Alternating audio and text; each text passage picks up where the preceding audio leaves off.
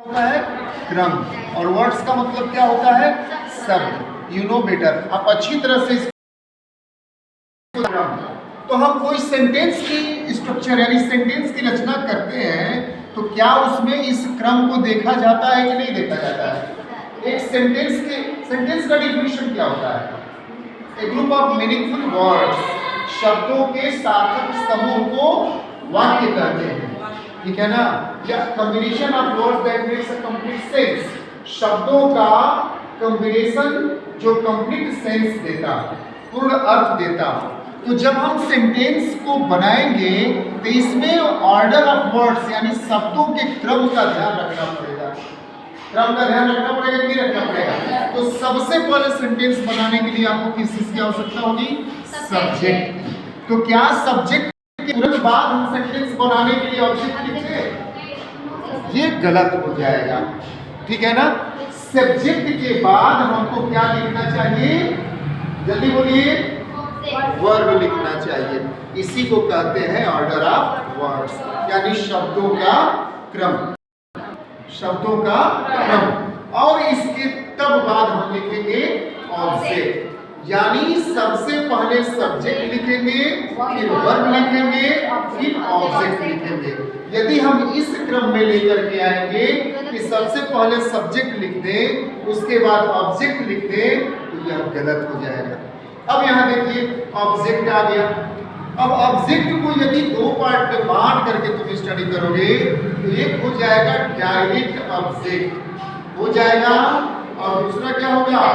Indirect object, यानी एक direct object है और एक इनडायरेक्ट ऑब्जेक्ट। अब प्रश्न यह उठता है कि डायरेक्ट ऑब्जेक्ट क्या होता है और इनडायरेक्ट। बहुत सिंपल तरीका, किसी भी नॉन लिव की तुम बात करोगे यानी निर्जीव वस्तुओं की बात करोगे तो तुम्हारा क्या हो जाएगा?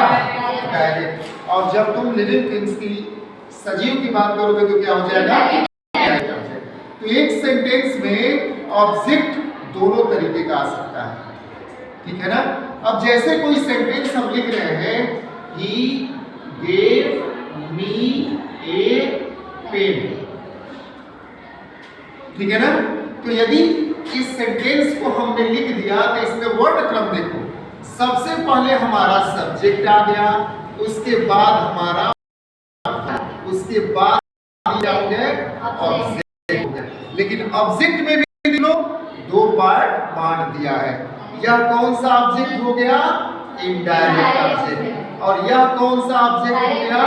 Direct object. यानी वर्ड क्या होगा सेंटेंस निर्माण में यदि दोनों ऑब्जेक्ट साथ में आता है तो क्रम क्या होगा? वर्ड के क्रम क्या होंगे? तो सबसे पहले इनडायरेक्ट लिखेंगे, उसके बाद डायरेक्ट ऑब्जेक्ट लिखेंगे।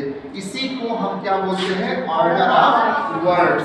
तो किसी भी सेंटेंस की संरचना, किसी भी सेंटेंस को बनाने के लिए सबसे पहले यदि सब्जेक्ट लिखते हैं तो उसके तुरंत बाद ऑब्जेक्ट नहीं लिखेंगे, वर्ब लिखेंगे, उसके बाद ऑब्जेक्ट। और ऑब्जेक्ट में यदि कोई एक ही ऑब्जेक्ट है तो कोई भी लिख सकते हैं, चाहे वो इनडायरेक्ट ऑब्जेक्ट हो चाहे डायरेक्ट ऑब्जेक्ट हो। लेकिन दोनों ऑब्जेक्ट एक साथ आएगा तो दोनों को कैसे? डायरेक्ट को पहले कर देंगे और डायरेक्ट को बाद में। अब सी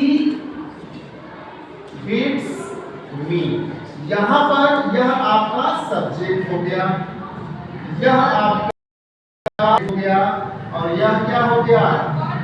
वर्ब हो गया, और यह क्या हो गया? ऑब्जेक्ट हो गया। लेकिन यह मी कौन सा ऑब्जेक्ट है? इनडायरेक्ट ऑब्जेक्ट है।